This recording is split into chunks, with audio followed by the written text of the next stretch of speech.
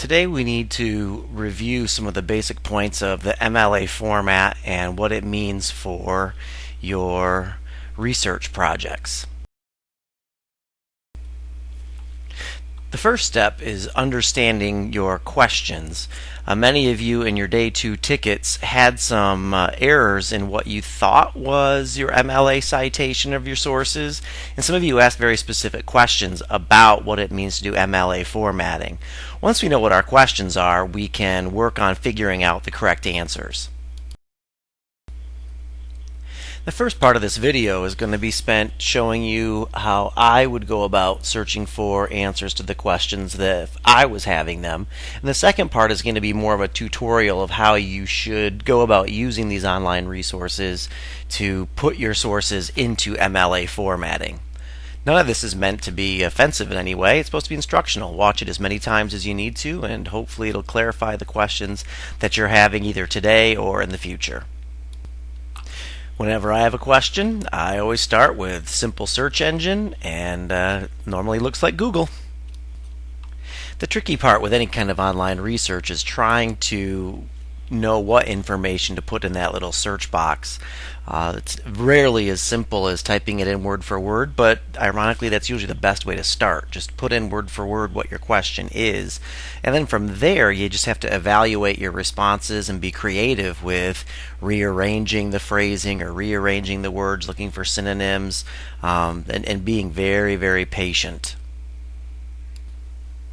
Here's an example of a basic search. You can see in the search box at the top by the red arrow the basic question that I had. The key would be looking at those 3 arrows down below and evaluating the summaries of those sources and not just blindly clicking on links, but actually trying to match up and determine whether or not any of these sources is going to actually be helpful.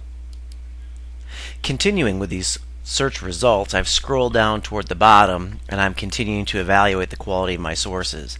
Ironically, as I get down toward the bottom of my results, I think I'm actually finding information that is going to be a little bit more helpful.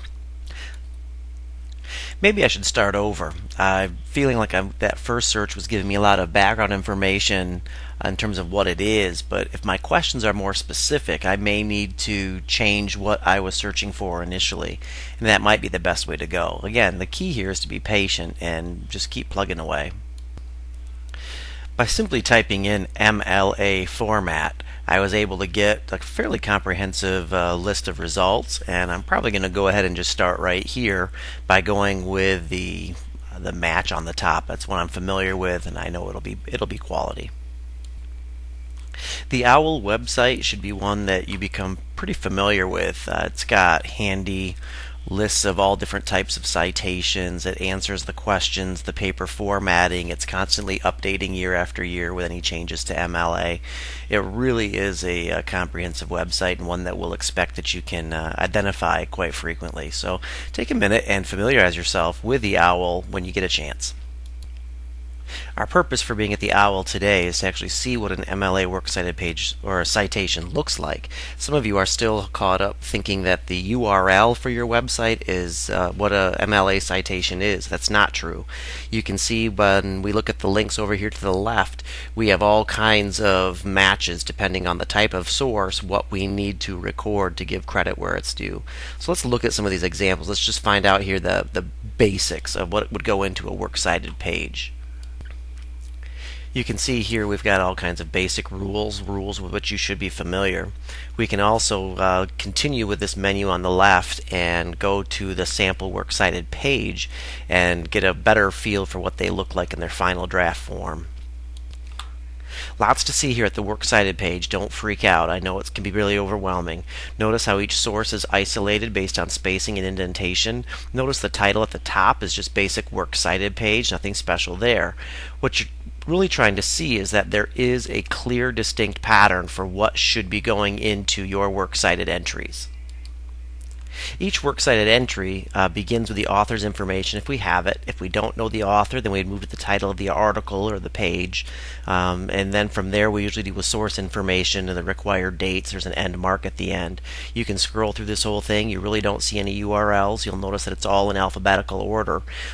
So how do you know what to put on that line depending on the source? Well, that's what that menu on the left is for, to make sure that depending on what it is you're identifying, that you've got the correct information.